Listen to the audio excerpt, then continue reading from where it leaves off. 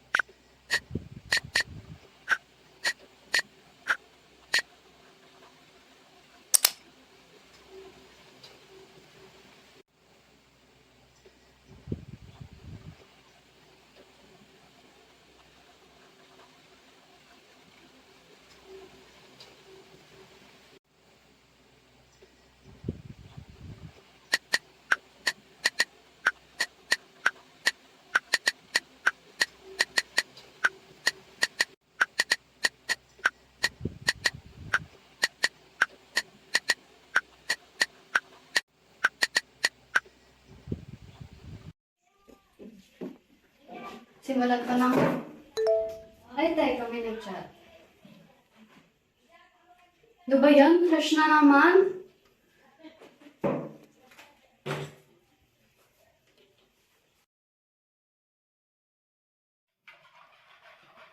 Ano ba yan? Wala pa ako sa kalahati. Malapit na agad yung deadline. Hiramin ko kaya yung mixer ni Marika.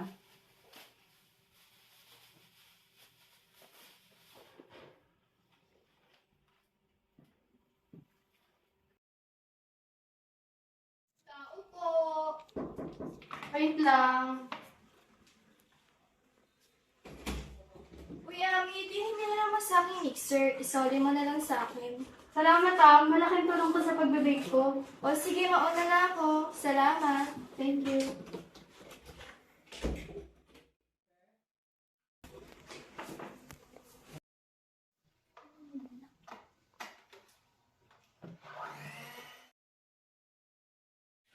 Buti na lang nakairam agad ako ng mixer. Natapos ko agad mga gagawin ko.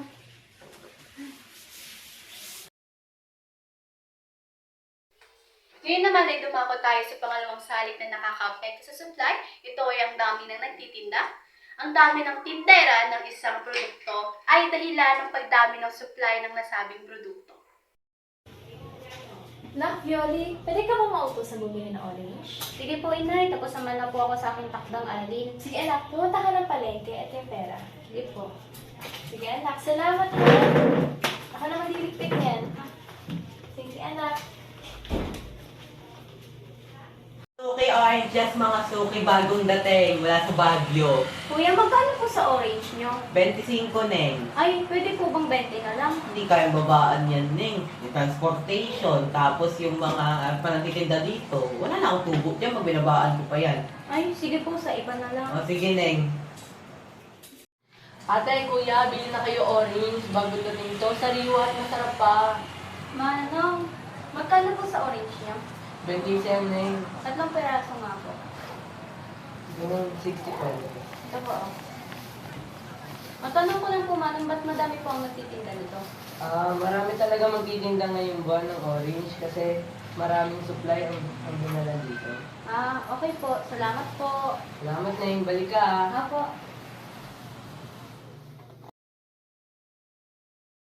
Ang pangatlo salik naman nakakapekto sa supply ay ang subsidy.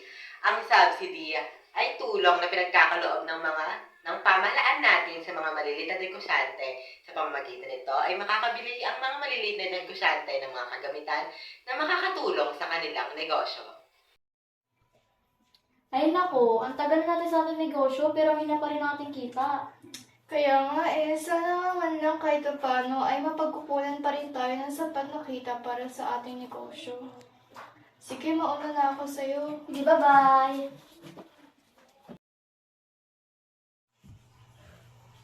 Sis, mayroon daw programang magaganap sa atin. Nandoon daw si Mayora, sabi ng kumari ko. We, baka ito na yung sign para mapalago natin yung negosyo natin. Tara, sama tayo. Tara! Tara.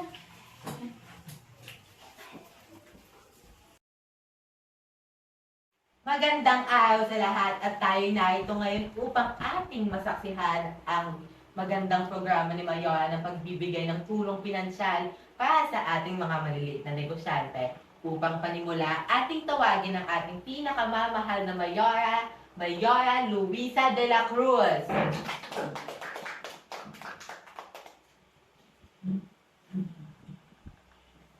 Magandang umaga sa lahat. Maraming salamat po sa pakikinig ninyong lahat. Naway marami po kayong natutunan sa pagnegosyo. Tiwala lang sa sarili. Maraming salamat. Naway makatulong po sa inyo ang handog ni Mayora. Maraming salamat po.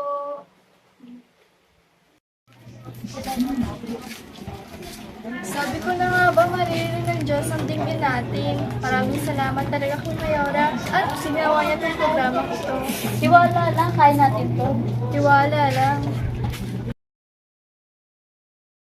Pagkatapos makuha ng subsidy ng ating mga maliliit na negosyante, kailangan nito gamitin sa gasto sa produksyon. May iba't ibang gastusin ang nakaloob para lamang magawa ang isang produkto. Isa na ito ang buwis at ang pagdemandang sahod na mataas ng ating manggagawa dahil kanila naman itong deserve. Kailangan din natin ng gastusin ng negosyante. Binabawasan ang dami ng nililikhang produkto na nagbubunga ng pagbaba ng supply ng produkto kapag maliit ang gastusin sa produksyon. Ay dumarami rin ang supply ng mga produkto. Ale, magkano pa yung naglangarapan ninyo? 10 piso pa isang tanda. Sige po, 5 tanda po yung medium. Ito po. Thank you po. Salamat po. Suki-suki saging kayo dyan. Hindi na hinog to. Mga suki na kayo dito. Ano? Pwede po ba bumili ng 25 piraso ng sabaw? Oo, pwede naman. Magkano po isa? 10 piso. 15 pirasos na lang po yung bibilhin ko. O sige, wait lang. Plastic ko lang ah. Sige po. Balik ka suki ah, para may gagawin kayo. Salamat Thank you. po, Ami, halika na dito at magsisimula na tayo magluto at magtinda. Opo, Tia Angel.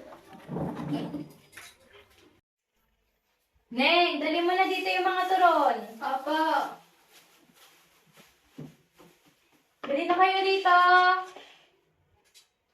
Magkano po sa turon? 10 po isa. Isa nga po. Ate, magkano pa sa turon? 10, Neng. Isa nga din po. Yan. Salamat po. Balik kayo. Kamusta, Ami? Asan si Tia Angel mo? Okay naman po. Nandun po siya sa loob. Tia Angel, hinahanap po kayo ng kumari nyo. Saglit lang. Ay, Rihanna, ikaw pala. Ano sadya mo rito? Bibili sana ako ng turon. Ay, Mars, ubus na kanina pa. Bakit ang bilis naman maubos? Hindi na kasi nagawa ko kanina, tsaka yung budget ko kulang din. Tsaka yung, alam mo naman din na, malaki yung bayad na binigay ko sa pamangkin ko sa pagtulong niya sa akin kanina. Ganun ba? Sige, babalik na lang ako bukas. Salamat. Sige, Rihanna, mag-ingat ka. Salamat! Tapos ang gastusin tayo dadako sa klima o ang panahon. Ang supply ng produkto ay naayon sa kalagayan ng panahon sa isang lugar, lalo na sa mga produktong agrikultural. Kapag ang klima o panahon ay naangkop sa pangangailangan ng mga producer, maaaring dumami o kumonti ang supply. Naparami ang aking naani ngayong panahon na ito na kamatis. Akin na lang ibibenta mga kamatis sa mga pamilya ng bagsak presyo upang hindi rin ito magbulok sa aking imbakan at magkatuboy nako.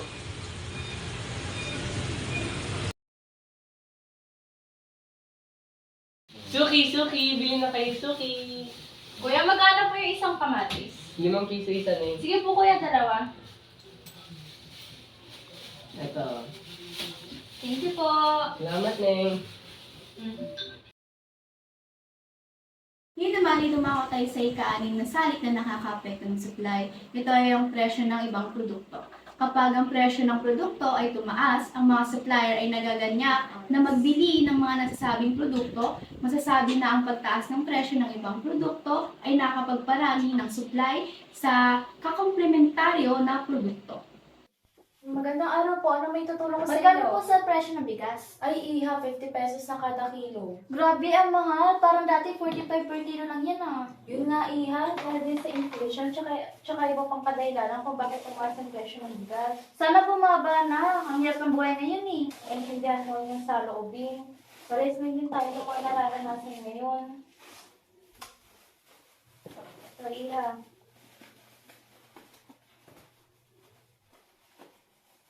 Iha. Ito po. Maraming salamat. Salamat, po. balik ka ha.